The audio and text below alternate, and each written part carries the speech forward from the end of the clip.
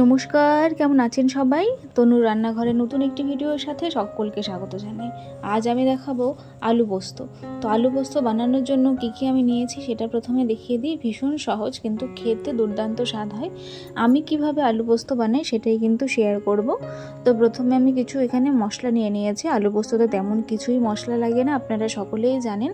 তবুও আমি এখানে প্রথমে শেয়ার করে নিচ্ছি আমি কী মশলা নিয়েছি।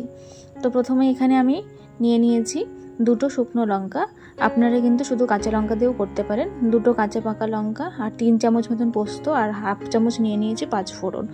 সাথে এখানে আলু পোস্তর জন্য চৌকো চৌকো করে আলুগুলোকে ছোট ছোট পিস করে কেটে নিয়েছি। আপনারা আপনাদের ইচ্ছে মতন কেটে নিতে পারেন ছোট বড় করে, তবে ছোট করে কাটলে বেশ ভালো হয় আলু পোস্তটা।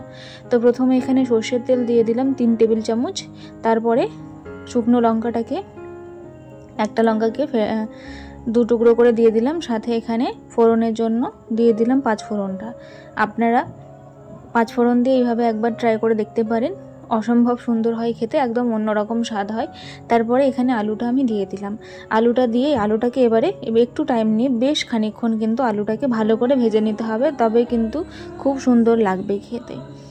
তো আপনারা কে কোথা থেকে ভিডিওটি দেখছেন অবশ্যই জানাতে ভুলবেন না। আর তার সাথে যদি ভিডিওটি ভালো লাগে তাহলে অবশ্যই চ্যানেলটিকে লাইক, শেয়ার, সাবস্ক্রাইব করে বিল নোটিফিকেশনটি অন করে রাখবেন।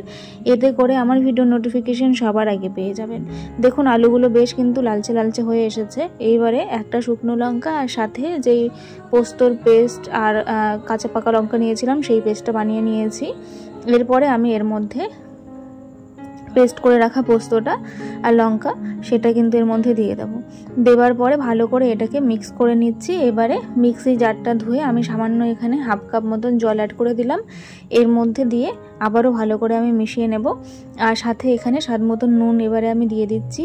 আর দিয়ে দেবো সামান্য একটু হলুদ। হলুদটা কিন্তু টোটালি অপশনাল, আপনারা কিন্তু স্কিপ করতে পারেন। পোস্ততে অনেকেই হলুদ পছন্দ করেন না, আবার অনেকেই দেয়। তো আমি এখানে দিয়েই করেছি, একদম সামান্য 1 চিমটি মতন হলুদ দিয়েছি আমি এখানে। তো এবারে এটাকে ভালো করে কিছুক্ষণ ফুটতে দেবো। আর আলুটাও কিন্তু এই পর্যায়ে ভালো করে সেদ্ধ হয়ে যাবে। আরও হাফ কাপ এখানে জল অ্যাড করে দিলাম যাতে আলুটা খুব ভালোভাবে কিন্তু সেদ্ধ হয়ে যায়। তো এবারে ফুটে উঠেছে। এই সময় আমি এখানে 2টো কাঁচা লঙ্কা চিড়ে দিয়ে দিলাম। বেশ সুন্দর একটা কিন্তু স্মেল আসে কাঁচা লঙ্কার জন্য। তো আজকের ভিডিওটা যদি ভালো লাগে অবশ্যই কিন্তু এরকম নিত্য নতুন রেসিপি দেখার জন্য আমার পাশে থাকবেন, অবশ্যই রিকোয়েস্ট রইল। আর ভিডিওটি কেমন লাগলো অবশ্যই কিন্তু জানাতে ভুলবেন না। তো যেহেতু নিরামিষ রেসিপি, যার জন্য এখানে আমি 1 চামচ মতন দিয়ে দিলাম। এখানে আমি দিয়ে দিয়েছি চিনি।